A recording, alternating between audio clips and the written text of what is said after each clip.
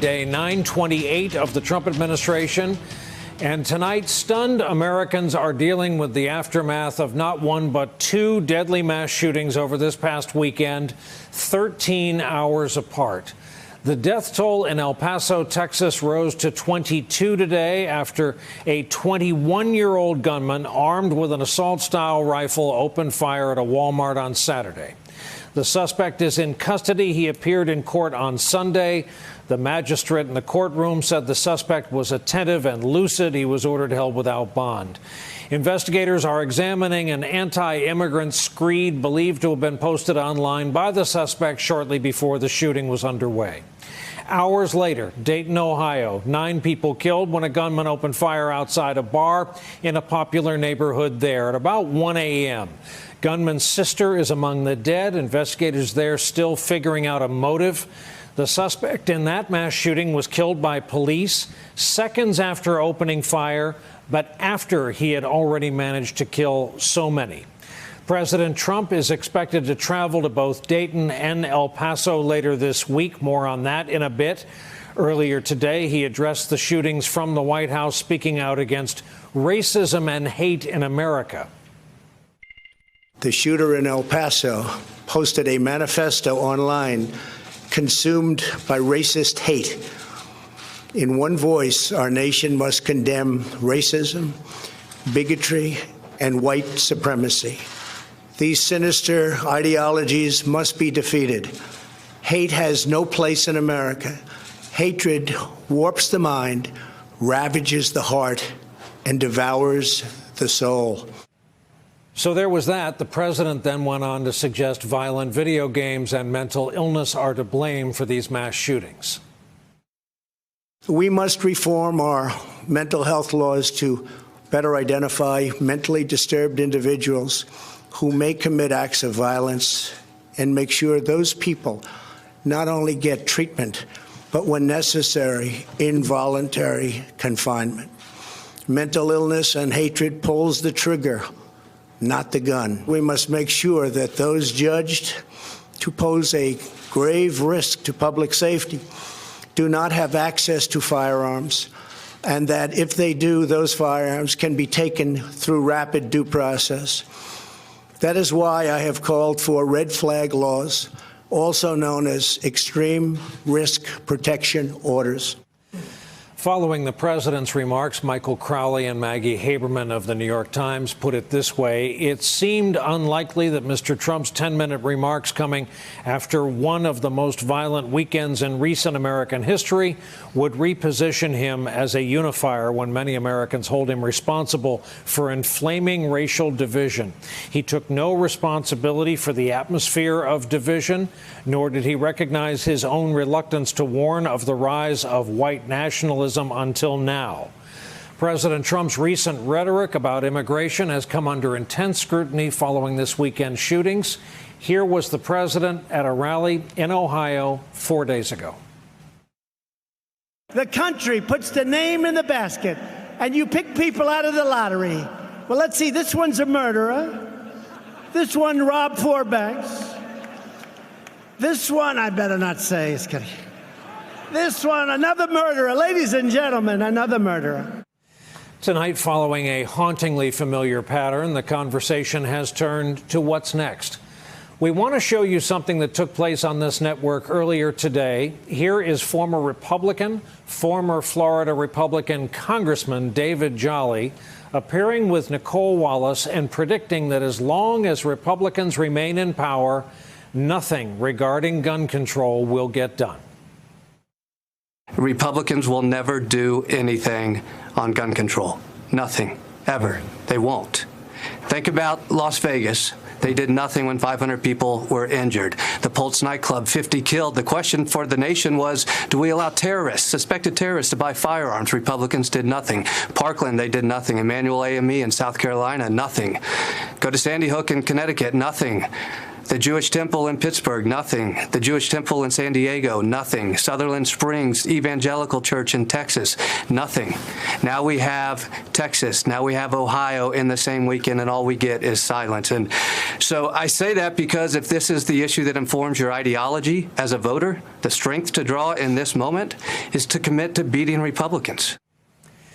Here for our leadoff discussion on a Monday night, Sam Stein, politics editor at the Daily Beast, Robert Costa, national political reporter for the Washington Post, moderator of Washington Week on PBS, Aaron Haynes-Wack, national writer covering race and ethnicity for the Associated Press, and Raul Reyes, a USA Today columnist and attorney who happens to be from El Paso, Texas. And Raul, for that reason, I'd like to begin with you after I quote something Phil Rucker has written.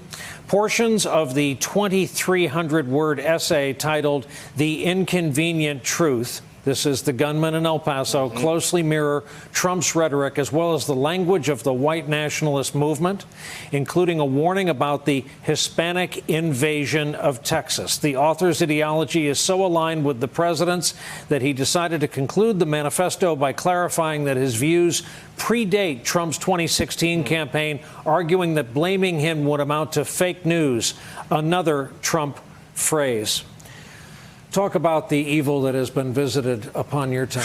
No, it is truly unbelievable. And not only, my entire family is from El Paso originally. I was there this weekend for a family reunion.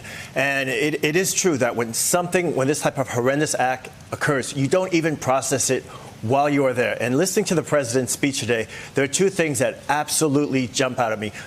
Number one is something that my colleague at NBC News Latino, Suzanne Gamboa, pointed out. In his remarks today, he did not even use the words Hispanic or Latino. And this was a massacre that targeted Latinos in El Paso.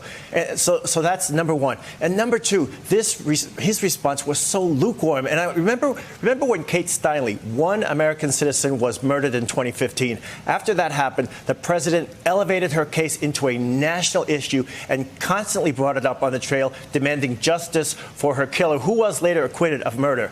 And when we saw the shooter in San Bernardino, who happened to be of Pakistani descent, the president called for a total ban on Muslims to the United States. And now when we have what is obviously a hate crime that targets Latinos in a city that is 80% Hispanic, the president offers up these lukewarm words, very inauthentic and, again, very passive voice. That is wholly unacceptable coming from our president.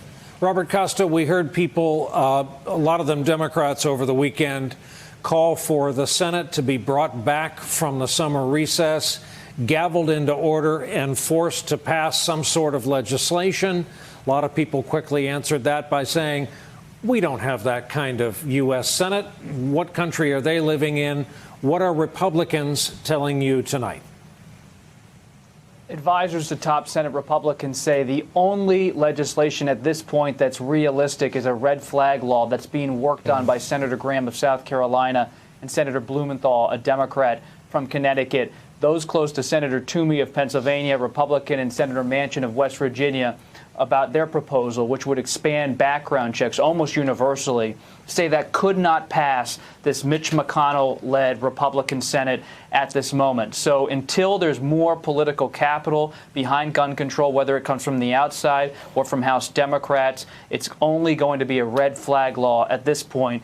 My sources in the White House and in the Senate say that's the only thing that's really possible, at least here on Monday night. Aaron, we knew they were all there, but what fault lines did these particular shootings over the weekend expose?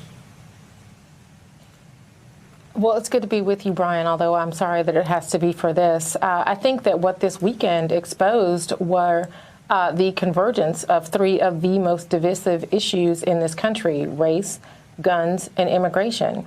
And really, it calls into question the idea of this is not who we are, right, which is what we hear a lot, especially on the primary campaign trail from a lot of Democrats so far. And, that's not true. We know that that's not true on guns, and we know that it's also not true on race. And so, this country has a long history of white supremacy and of racial violence. And so the question of whether or not this is not who we want to be remains to be seen, and is something that we're going to see in the coming days. But we certainly know who President Trump is, and he is somebody who rarely uses the kind of rhetoric that he used today, speaking from that teleprompter, condemning white supremacy and racism and bigotry.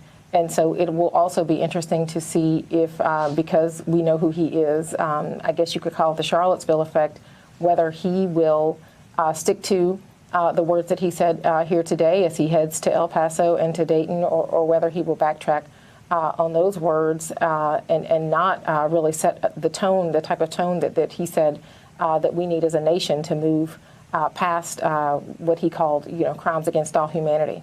Yeah, big conversation on social media today about the difference between teleprompter Trump and rally Donald Trump. Sam Stein, you're a thoughtful guy. I'm gonna ask you to think on this question. How would the response, any of it, the coverage, the way the nation feels, how would it be different had, God forbid, a guy pulled the ripcord on a suicide vest in that Walmart this weekend? Same number of killed. I think Raul talked about it too. Diametrically different. Our political system is geared towards confronting one type of terrorism but not another. And you can see it in the way that Trump responded this morning. Obviously, there was no call for a ban on, whatever the equivalent of white domestic terrorists would be. There was no insistence that every resource of the federal government had to be spearheaded. Keep in mind, we don't talk about the contributing factor of video games, which is not really a contributing factor. We don't talk about the contributing factor of video games to other types of violence. We only talk about it when it really is involving white men. So, of course, the responses would be diametrically different. And, we need to really reflect on that and what that means for us as a society. I will say this, at this point, and we talked about this a little bit earlier today, Trump's a known quantity, right? We know how he's going to respond to these instances. We know how central white resentment is to his political movement, his base, and his own personal ideology. That's really not that. It's interesting, obviously, but it's not that new to me. What's new and I think more dynamic is how we respond both politically and culturally to this. And so when I'm looking for interesting stories out of this, it's looking at how Republicans react, looking how Democratic primary candidates react, and looking how the news media reflects on its own, not complicity, but its own coverage of this, and whether we change how we cover the president and the movement he leads. Hey there, I'm Chris Hayes from MSNBC. Thanks for watching MSNBC on YouTube. If you want to keep up to date with the videos we're putting out, you can click subscribe just below me, or click over on this list to see lots of other great videos.